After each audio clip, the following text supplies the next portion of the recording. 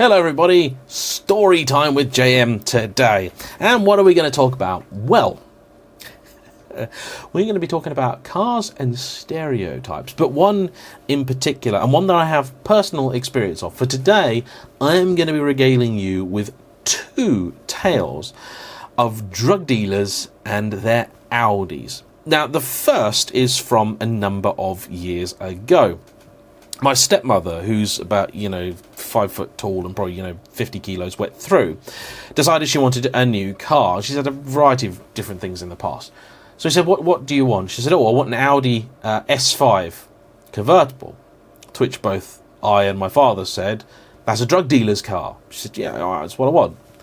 And she wanted a white one with a red roof and black wheels. Well, that's drug dealer's specification as well. Yeah, I don't care.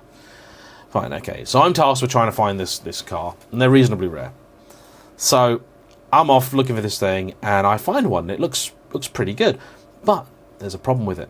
It is at a dealership whose stock is almost entirely sort of Cat C or D write-offs for about $7,000, and then there's this lovely, pristine-looking, almost new Audi S5 convertible for $40,000 or whatever it was. I thought that's a bit strange.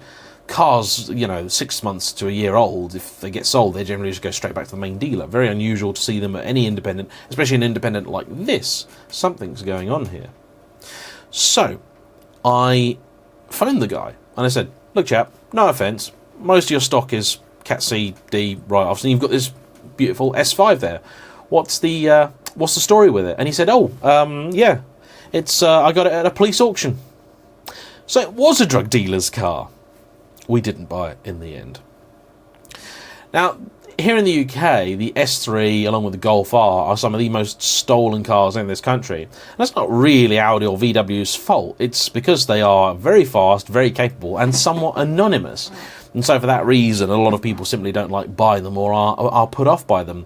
But I don't really know too many drug dealers that actually own one of those for their own personal transport.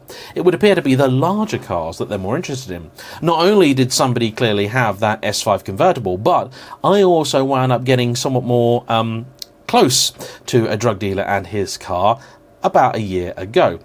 I was thinking of changing my own car, and I always look at just random stuff, like really weird random stuff, and I never know what it is that I actually want. And I got this idea that I quite fancied an S4, the old one with the supercharged V6 in it. It's a good looking car, nice interior. I like that generation of cars, very nice. And also you could get it with a manual, and you could get it in saloon, whereas the RS4 of that era, which still had the stonking V8 in it, you could only get as an estate with the S-tronic gearbox in. I was thinking, yeah, supercharged V6. I could have one of those on the driveway again. That would be pretty good. That would be pretty good.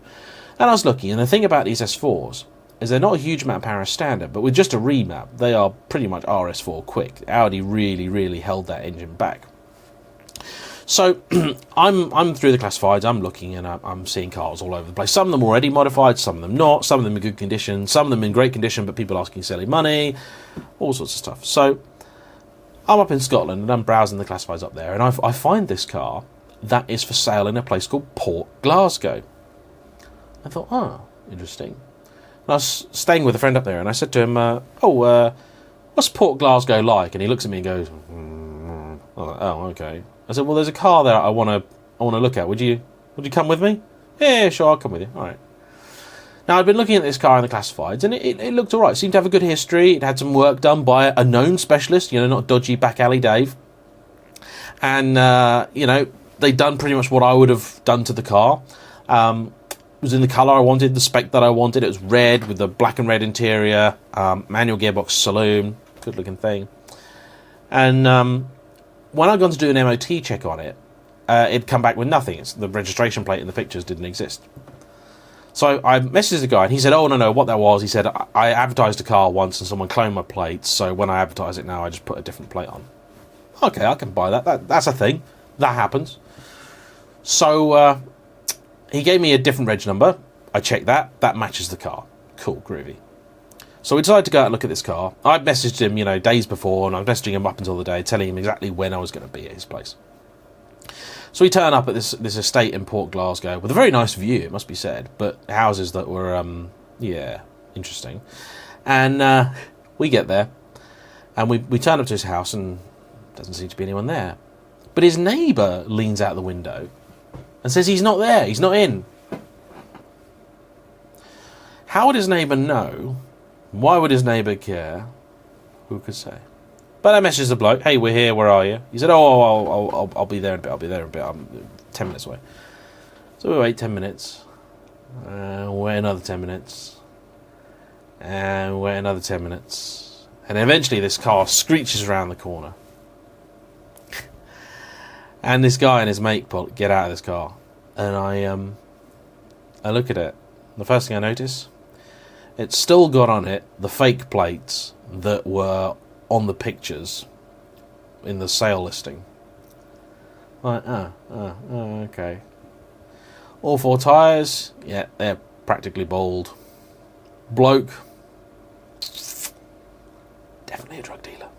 Definitely a drug dealer. He's quite pushy. He really wants me to buy this car. But we give it a look over, and it's just like, how long do we need to wait here to be considered polite before we leave?